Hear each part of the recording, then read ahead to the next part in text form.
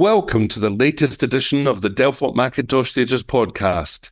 New York Times theatre critic Matt Wolfe interviews Brian Cox and director Jeremy Herrin about the upcoming Long Day's Journey Into Night, which opens on the 19th of March at Wyndham's Theatre.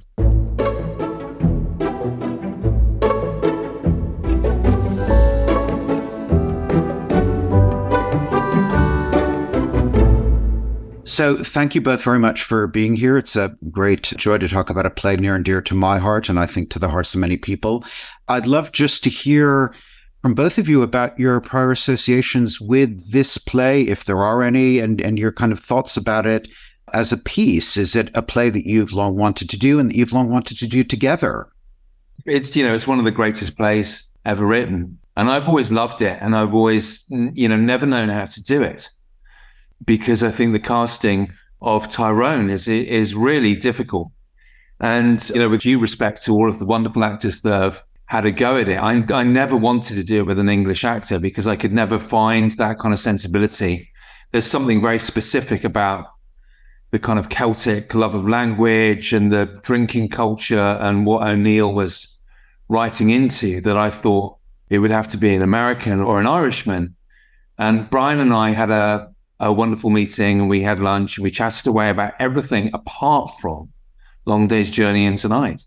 And it was on the tube home that I thought, well, now's my chance. I'm going to ask Brian to see if he fancies doing Long Day's Journey Into Night. And you know what this whole dance is like, Matt. You send an email to a celebrated actor's agents, it gets put in their drafts folder for months. Eventually you might get a reply. But with Brian, it was on the tube home after the lunch that we'd had. And I said, hey, how about Tyrone in Long Day's Journey? And before I got off the tube, he was like, yes, I'm in. So I'm delighted to work with Brian on, a wonderful return to the London stage after all his adventures on such a great text. So Brian, following on from that, when the offer came, was it a no-brainer? Was it instant? Well, it's absolutely a no-brainer. In 1974, I severed my Achilles tendon, and I was in one of these, in those days, they used to do 2 plaster casts. You did one right up to the thigh, and then they did for 3 months, and then for 3 months, they did a shorter one. So I was out of work. So I decided to read the complete works of Eugene O'Neill. As you do. As you do. And just was just blown away, and clearly, the theater was in his blood, and he was still kind of shifting it, trying to make it modern, trying to make it of the time. And then, of course, when I came to read Long Day's Journey Into Night, it just was, I actually saw the film of it. There was a film with Ralph Richardson and Katharine Hepburn. And Ralph Richardson, again, wonderful act, but quite wrong, really, because the Celtic antecedents is so important in the play. And of course, it is an Irish play. Eugene was an Irish writer, and the whole Irish question, displaced people being displaced time and time again. You mentioned, Brian, this incident in the early 70s that had you reading all of the collected works of O'Neill. I'm just curious, were you around for the famous Old Vic production with Laurence Olivier and Constance Cummings? Yeah, I saw that. And I thought on the whole, Larry did a great job. I mean, he was such a fantastic actor, but it was a great cast, and it was Michael Blakemore who directed it, and it was a very, very good, and very successful production. Of course, it was quintessential for Olivier because him being the famous actor-manager all time, he didn't exactly come from a poor background, but he really understood the part quite well, I think, certainly more than Ralph did, because Ralph was just too English-eccentric for that role. That's one of the productions, I think, if I could go back in time, it's on the short list that I'd like to have seen. Yeah, me too. There's a good version of it you can see it on screen, I think. I think it's on ITV. Yeah. At the moment. But and Maureen Lipman as the servant. Maureen Lipman. That's right. Yeah, that's right. And Olivier's great because you really get the matinee idol, the tension about, the actor with all of the talent and the lauded career that just goes wrong because he chased the money for the reasons that you're talking about, Brian, that you could really sense that in Olivier. That sort of the alternative life of his was a life of some sort of artistic failure that he could really reflect on as an actor. Let's talk about the kind of psychological landscape of the play. I mean, the title of it often sounds a little forbidding, Long Day's Journey to Night. It's like, God, what does that ask of an audience? And yet, I've seen it many times, and the experience of seeing it is always paradoxically very exhilarating and cathartic, moving, and all of that. So, as you're preparing to present it to a West End audience, how do you kind of deal with maybe what the title suggests, something perhaps very rigorous, set against what the play actually delivers? It's immersive. And O'Neill, as a dramatist, looks after the audience in the sense that he keeps everything moving forward with a sort of great amount of emotional momentum without it being plotty or in any way sort of, the thing that just, amazes me and fills me with awe is how he keeps the play totally authentic to the experience of his family, without cheating to turn it into a successful play. And yet it still finds this incredible amount of momentum. And it's interesting. I'm doing that at the moment, Brian. I'm reading through all of O'Neill's work. And, by the time you get to Long Day's Journey, it's his penultimate play. And boy, does he know what he's doing by that stage in his life. Yeah, and in any case, I mean, Brian, with Strange Interlude, you dealt with an epic O'Neill play there of great weight, length, durability. Length, yes, certainly length. I'd just like to say Long Day's Journey into Night, the title. I think the title is not really about the family, but it's about his long day's journey into night. It's O'Neill's long day's journey into night. It's really going back because it all happens, all the stuff tends to happen at nighttime. The mother walking around, the late drinking, everything comes into the night. But I also think it's really also much more about his journey into that night.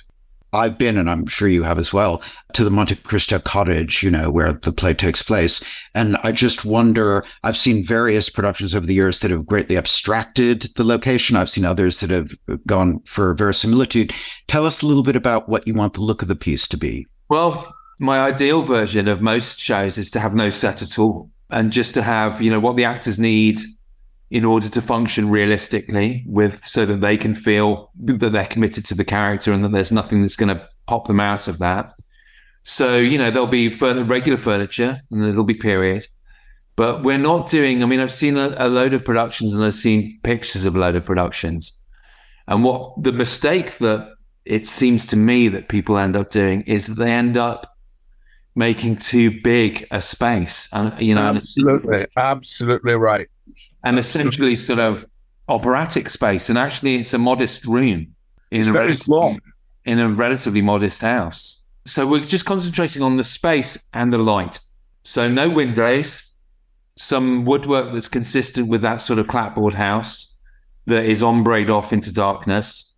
Because what I really want is by the end of the evening, I want there to be no other information apart from the actors' bodies, the actors' faces, and we've gone into that night where we're, as well as the performers, we're at our most essential and human.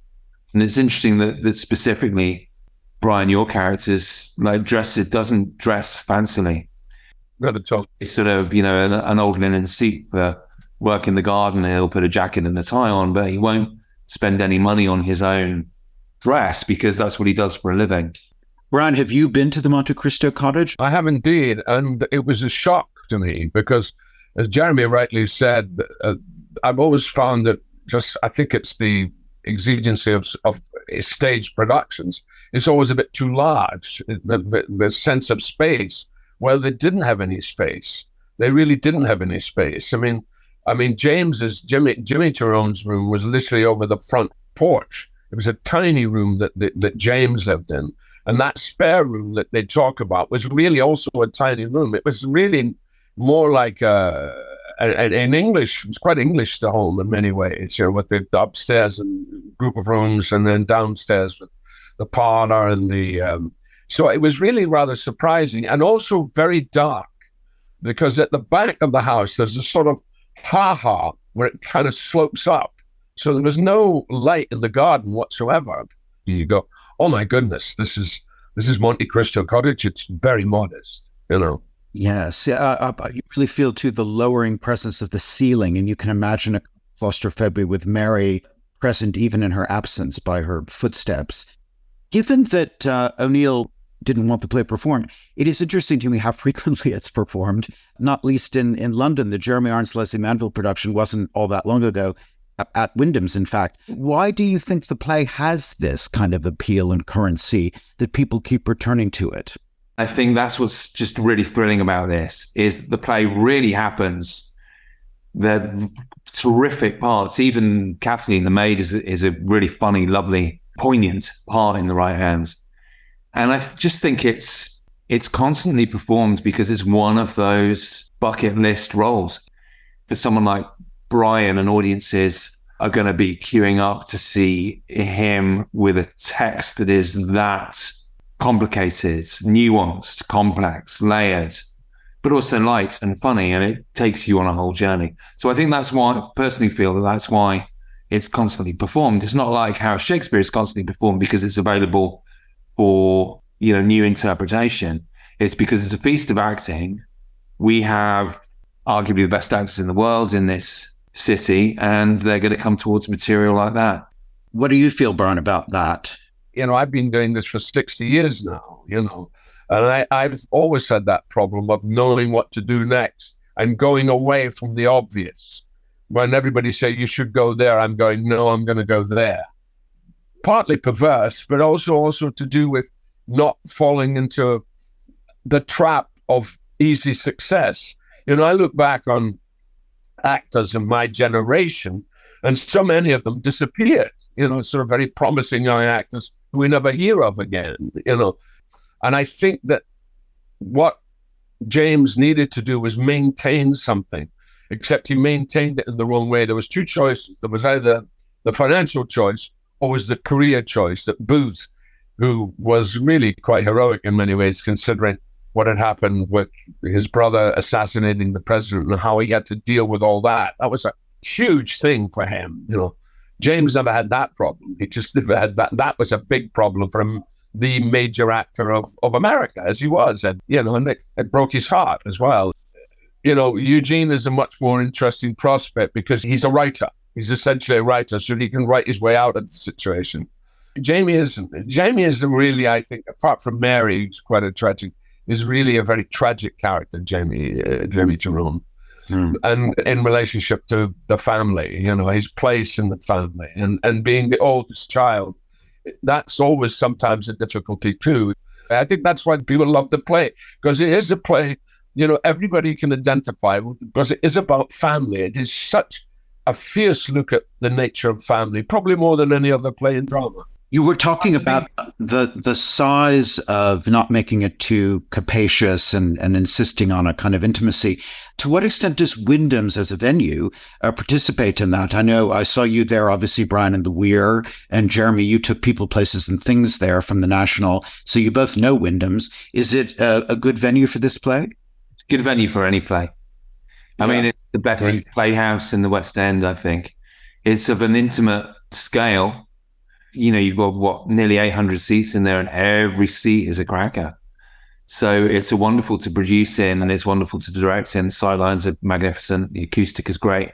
It's a wonderful theatre, and all the more so for an intimate play like this. Some theatres are sort of like closed fists, and you've got to put your production, on the contours of that. But the Wyndham's is just a kind of open palm, and you can just sit the play there. And there's nothing in the way between actor and audience. So it's a treat, and it's usually my first choice. Unfortunately, you can't get in there because other people want to do productions in that theatre. But it was definitely a no-brainer for this play. We just went straight to our brilliant friends at DMT, and they heard that Brian was attached, and off we went. It was a very easy discussion. Brian, do you feel similarly towards Wyndham's from your time in the Weir? Oh, very much so. Very much so. I my first experience of the Wyndham's, ironically, and I shall never forget it as long as I live. As long as I live, I'll never forget it. It was Alec Guinness in The Cocktail Party. But it wasn't the performance of Alec Guinness. It was how he made the audience behave. that the second act rose and he was there, the curtain went up, and of course it was a very coffee American audience. So the audience, and Guinness started to light the curtain when he went, and he went on for some minutes coughing like that. And then he said, finished, and he said, "You see what it's like?" And then he went on with the play. I mean, he was a great one for making the audience behave. Wow. That's wonderful. What a great story. Fantastic. Yeah. Brian, you sort of addressed this previously, but just to kind of ramp it up so that listeners are aware, you're an actor having had great success returning to the theater. And in this play, you're playing an actor who is perhaps hasn't had the success, confronting various choices that haven't always panned out. Is that fascinating for you to be in the same profession? I think it is, because it's dealing with someone at a certain time of life. And I've gone through it. In fact, I'm older than him. I'm actually older than James Tyrone. And but I know I know exactly what that's like. I know what that territory is like. And it's very hard. And the thing I need to avoid is the cliche of the kind of miser actor, the sort of, I remember I saw, which I thought was a truly terrible production of it with Jack Lemmon. Jack was diminished by the play. He wasn't, because all the description, he has certain stature. I mean, Gene certainly acknowledges his father's stature wonderfully well in the play. And, but Jack and also Jonathan had this, I mean, I knew what he was trying to do, Jonathan Miller, who directed it, but he kept doing overlapping, and it didn't work. It just didn't work. The lines, because you kept losing things, losing key moments because of the evening was not a success. I think it would be good to hear you both say something about, the appeal of live performance kind of in general. Theater, we hear certainly New York seems to be struggling to draw audiences back. London is having more success. But Brian, you were recently at the Theatre Royal Bath doing your play. Now you're doing this. What is the appeal of live performance kind of to you both at the moment? Well, there's nothing like it. I mean, it's the test of who you are. It's your mettle being tested as an actor. I mean, but the demand is always scary. I mean, as I get older, I get more scared of the theater. When I was younger, I wasn't scared of it at all. I didn't give a shit about it. But now, as I'm getting older, because the synapses in the brain, it just, and of course, to play Bach and then go and play this guy, I must be out of my fucking mind, doing it, But again, it's the challenge. You want to step up to the challenge, and that's the great thing about, it's like, I say this constantly about Daniel Day-Lewis retiring at the age of 55. I go, what the fuck are you doing? That's when the parts get better. They get more difficult, but they are better. After 55, men's roles are really great. They're considerable, like James Tyrone. But then it's the doing of it is the problem.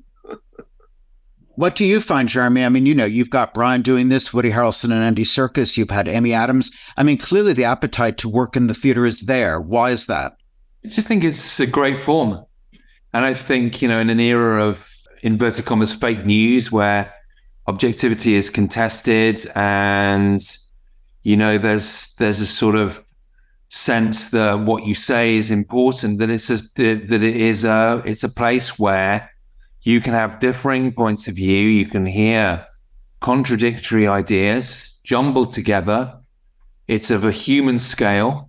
And crucially, in an information age, it's a secular church. It's a place where we can all be in one space.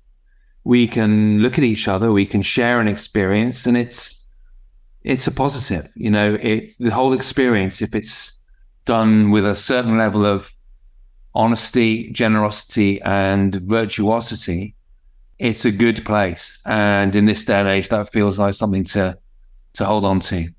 Just to reiterate what Jeremy just said, I think it's more important, certainly in terms of myself. I really needed to go back to the theater. I really needed to go back.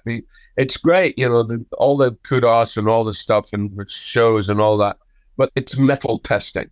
And you have to test your mettle as an actor. You can't just, It's the one thing I have a lot of disagreements with Ian McKellen. Well, the one thing I do admire about Ian is his commitment to the theatre. And also, the theatre needs leadership. I think that's one thing that's lacking at the moment. It is lacking real leadership. And I think it's time maybe to step up to the plate in that way and just say, look, I'm a leading actor. I want to play these plays. It's, for example, because young actors when I was a kid, seeing Olivier play Othello, which of course is unheard of now, was certainly one of the most shocking and the most exhilarating evenings of my life.